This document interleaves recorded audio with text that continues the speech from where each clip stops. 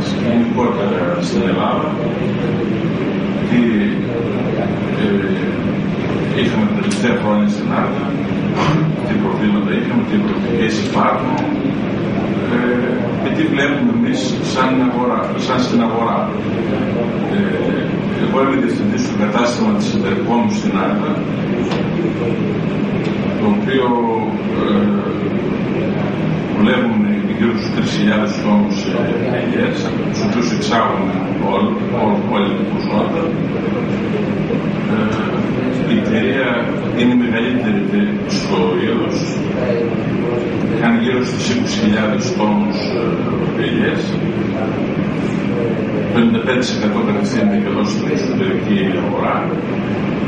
Βέβαια στην Λάρισα γίνεται το μεγαλύτερο και το πιο εξειδικευμένο μέρος της παραγωγής, γιατί εκεί γίνονται μικρές συσκευασίες, γίνονται τα βάζα, γίνονται τα βαμμένα και όλες οι εξειδικευμένες. Εμείς κάνουμε μια, μπορούμε να πούμε, πρώτη μεταποίηση στην Άρτα εδώ. Κάνουμε κάποιους τύπους, συγκεκριμένες μοντέλες, αλλά οι μικρές συσκευασίες γίνονται όλες στη Λάρισα.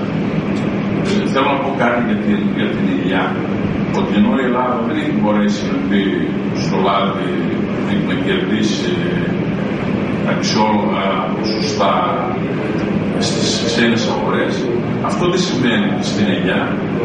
Ήδη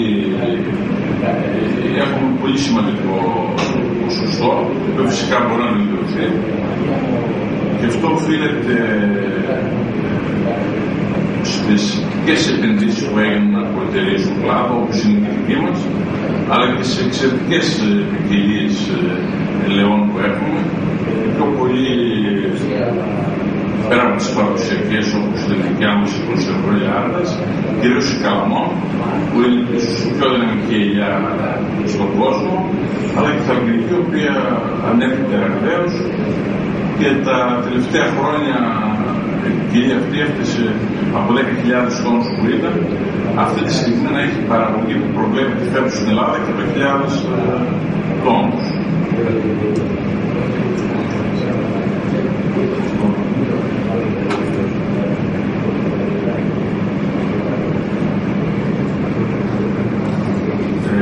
Στο νομό Άρτας, όπως ξέρετε περισσότερο, καλλιεργείται κυρίως η ποικιλία κονσερβοηλιά, η χοντροηλιά, όπως τη λέμε. Η ποικιλία αυτή στο νομό μας καλύπτει περίπου το 80%. Οι υπόλοιπες ελιές είναι στον κάμπο, κυρίως έχουμε Καλαμών και έχουμε και λίγες λαδοηλιές. Αυτός είναι ο χάρτης της ελοκαλλιέργειας του νομού μας. Στη δεκαετία του 90 η παραγωγή αυξήθηκε ραγδαία και η εκτιμένη παραγωγή κειμενόταν ανάλογα χρονιά από 15 έως 25.000 τόνους. Από την ποσότητα αυτή το 60% περίπου πήγαινε στο εμπόριο και το επόμενο πήγαινε για ελαιοποίηση. Την τελευταία δεκαετία η παραγωγή έπεσε περίπου στη μισή ποσότητα, ανάλογα της χρονιάς, λίγο πάνω λίγο κάτω, και αυτό συνέβη για τους εξής λόγους. Η καθήλωση της τιμής του προϊόντος σχετικά με τα προηγούμενα χρόνια, η γύρανση του πληθυσμού σε συνδυασμό με το ελάχιστο ενδιαφέρον των νέων ανθρώπων για τη γεωργία που έφεραν κυρίως και τα αστικά κέντρα,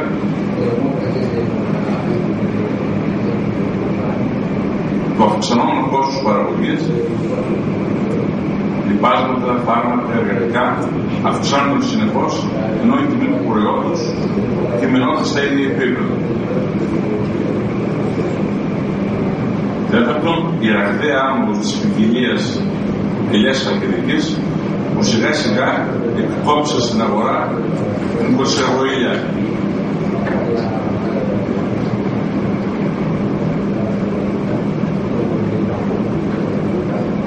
Η αδυναμία παρέμβασης, παραγωγής συντηρητικής ομάδων παραγωγών που θα μπορούσε να μονοποιήσει τις αγορές στις δύσκολες στιγμές.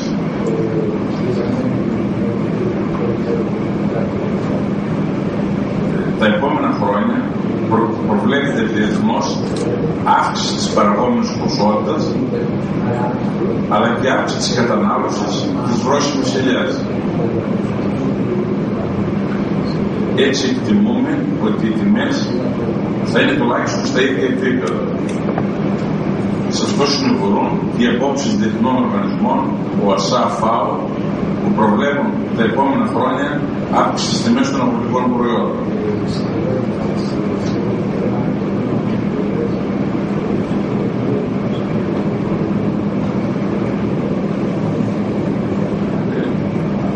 Επειδή βλέπουμε και προβλέπουμε ότι η τιμή του προϊόντος δεν θα έχει σημαντικές αποκλίσεις τα επόμενα χρόνια, πρέπει να γίνουν παρεμβάσεις σε διάφορες κατευθύνσεις ώστε να μπορέσει ο παραγωγός να έχει κάποιο αξιοπρεπές εισόδημα. Οι κατευθύνσεις αυτές πρέπει να είναι πρώτον προσημείωση του κόστους παραγωγής. Οι παραγωγοί του νομοάρτας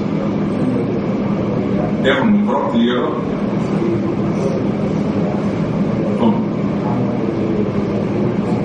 το μικρότερο από άλλες ελαιοπαραγωγικές περιοχές της χώρας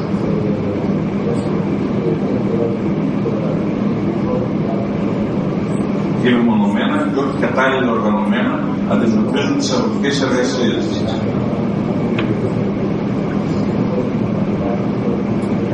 Έτσι έχουμε σπατάλη και αλόγιστη χρήση φυτοφαρμάκων, λιπασμάτων, ζυζανιοκτώνων που αυξάνουν το κόστος αλλά και που βαραίνουν το περιβάλλον. Επίσης το κόστος της συγκομιδής είναι τεράστιο σε σύγκριση με άλλες περιοχές, γιατί δεν υπάρχουν εργατικά χέρια την κρίσιμη περίοδο της συγκομιδής της πράσινης ελιάς.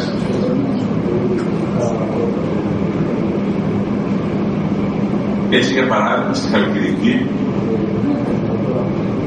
τους 20 μέρες συλλέγονται 50 με 60.000 τόνοι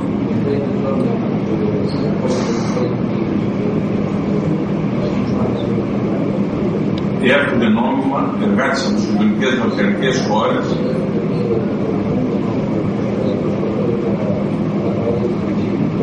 και συλλέγουν το προϊόν με 2 ευρώ την κλούβα, δηλαδή 9 λεπτά το κιλό.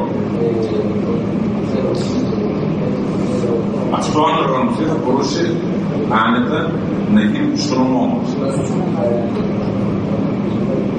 Βέβαια η ποικιλία είναι διαφορετική και την τιμή αυτή δεν μπορούμε να την πετύχουμε, θα μπορούμε όμως να πετύχουμε μία τιμή 13 με 15 λεπτά το κιλό, μία τιμή που καταλαβαίνετε είναι ανάλογα το μέγεθος του κλιματισμού που θα υπάρχει.